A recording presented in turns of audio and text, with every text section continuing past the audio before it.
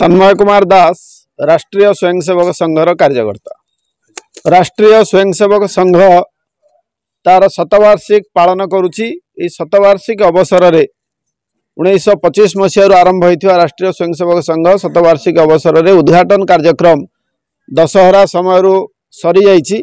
वर्तमान व्यापक गृह संपर्क अर्थात राष्ट्रीय स्वयंसेवक संघर विचार जहाँ राष्ट्रीय विचार जहाँ आमर हिंदुत्वर विचार ये विचार प्रत्येक घर पर्यंत पहुँचेबार ये कार्यक्रम जहाँ को व्यापक गृह संपर्क ना रे राष्ट्रीय स्वयंसेवक संघ आरंभ करिछि। आज होछि तार उद्घाटनी। आज ये माने जगन्नाथ पाखु आज्ञामाल नहीं पारादीप अंचल प्रत्येक परिवार रे पहुँचवा एक प्रयास आज आरंभ होला।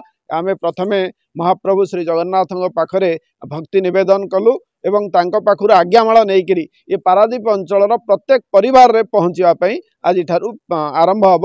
ये 30 तारीख पर्यंत चलिबो। ये डिसेम्बर मासरे डिसेम्बर 1 रु 30 पर्यंत प्रत्येक परिवार रे आज माने केवल पारादीप नुह जगतसिंहपुर जिला नुह ओडिशा नुह पूरा भारत वर्ष रे आज आरंभ होइकरी पूरा ए मासे पर्यंत प्रत्येक परिवार रे पहुँचवाई ये कार्यक्रम चलिबो।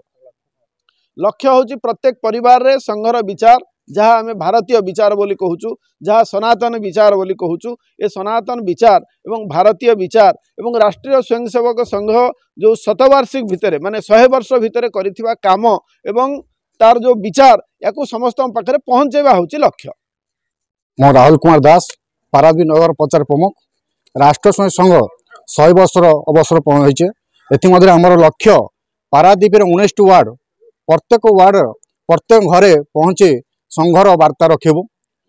आज समाज संघ एकमत जो परिवेश नहीं गति कर समस्त को संघ सहित संजय करने आमर उद्देश्य। प्रथम है नागरिकता आमर युवक मान जो निशाग्रस्त होती से बुझे समाज काम करवा से प्रथम लक्ष्य आम सेटाक एवं परिवेश दूषित गछ लगेगा और जल सुरक्षण करवा और प्रथम लक्ष्य। आम ए षंडकुद जगन्नाथ मंदिर पाखे उपस्थित होमर काली बैठक थिला विद्या मंदिर रे। बैठक संघ आज आरंभ करूँ।